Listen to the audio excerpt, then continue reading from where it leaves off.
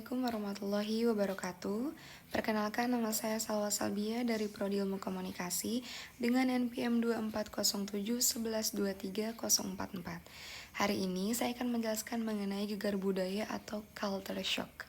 Lalu apa yang dimaksud dengan gegar budaya atau culture shock? Merupakan reaksi psikologis seseorang dalam lingkungan yang berbeda secara signifikan dari budaya asalnya. Selanjutnya ada tahapan gegar budaya atau culture shock. Tahapan yang pertama itu adalah honeymoon, bulan madu. Yang kedua itu prestation, frustasi. Yang ketiga adjustment, penyesuaian. Dan yang keempat adalah adaptation atau adaptasi. Nah, apa sih yang dimaksud dengan tahapan pertama, itu adalah honeymoon. Yang pertama adalah ekspresi senang, antusias, dan penuh harapan. Lalu ada situasi, lingkungan terasa menarik dan juga menyenangkan. Lalu yang kedua, ekspresi bingung, stres, dan juga lelah dengan situasi menghadapi kesulitan dan perbedaan budaya yang membingungkan. Lalu tahapan yang ketiga ada ekspresi mulai tenang, mencoba, dan memahami, yang itu situasi belajar beradaptasi dan menerima budaya baru secara bertahap. Dan yang terakhir, tahapan keempat adalah ekspresi percaya diri, nyaman, dan menerima. Lalu situasi sudah bisa hidup harmonis dan merasa bagian dari budaya baru. Selanjutnya ada ciri-ciri dari gegar budaya. Yang pertama itu adalah visi kebingungan terhadap norma sosial baru, lalu stres atau rasa terasing, dan yang ketiga adalah kesulitan beradaptasi, dan yang keempat rasa frustasi atau rindu rumah atau biasa disebut dengan homesick. Kali ini saya akan menceritakan pengalaman budaya culture shock ini. Nah, pengalaman saya adalah pertama kali masuk pesantren. Saya mengalami gegar budaya saat pertama kali masuk pesantren pada saat masuk SMA. Di sana saya bersekolah SMA sekaligus pesantren. Sebelumnya saya terbiasa hidup bebas bersama keluarga dan bersekolah di sekolah umum. Perubahan besar pun terjadi dalam aturan dan rutinitas pesantren dan membuat transisi ini cukup berat bagi saya.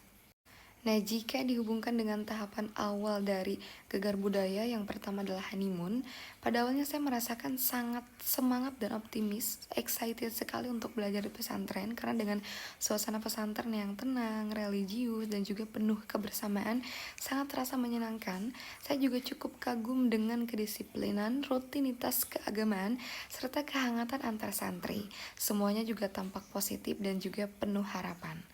Lalu dengan seiring berjalannya waktu masuk dengan tahapan yang kedua atau prestasi, setelah 2 minggu saya mulai merasa jenuh dan tertekan dengan jadwal yang padat, lalu aturan ketat, dan minimnya waktu pribadi atau me time membuat saya stres dan juga lelah. Saya juga kesulitan menyesuaikan diri dengan teman sekamar dan tekanan dari senior. Rasa rindu rumah semakin kuat, apalagi saat tidak bisa pulang pada saat liburan. Pada tahap ini, gegar budaya terasa nyata karena disertai kelelahan dan keinginan untuk menyerah. Lalu masuk tahap ketiga, setelah beberapa bulan saya di pesantren, saya mulai beradaptasi dengan belajar mengatur waktu, menemukan teman berbagi, dan juga memahami tujuan aturan sebagai bentuk pembentukan kedisiplinan. Saya juga mulai terbuka terhadap budaya pesantren, ikut diskusi kitab, dan menerima keberagaman antar santri. Dan tahap terakhir, ini merupakan adaptasi atau penerimaan. Setelah beberapa bulan di sana, saya juga mulai merasa nyaman dan menganggap pesantren sebagai rumah kedua. Saya juga aktif di kegiatan santri, membimbing adik kelas, dan juga menjalani rutinitas dengan ikhlas saat libur. Saya justru merindukan suasana pesantren, tanda bahwa saya telah berhasil beradaptasi. Lalu apa sih dampak dari gegar budaya ini? Yang pertama itu adalah emosional, stres, cemas, dan depresi atau rindu rumah. Yang kedua ada secara sosial, isolasi, kesulitan berinteraksi. Yang ketiga secara fisik, itu kelelahan, gangguan tidur, sakit ringan karena stres. Dan yang keempat adalah perilaku atau perubahan sikap, menarik diri, atau sikapnya tuh sebaliknya agresif. Lalu apa manfaat dari gegar budaya ini? Yang pertama itu meningkatkan kemampuan adaptasi dan fleksibilitas, lalu memperluas wawasan dan pemahaman antar budaya, membentuk karakter lebih kuat dan mandiri, dan yang terakhir adalah memperbaiki kemampuan komunikasi lintas budaya.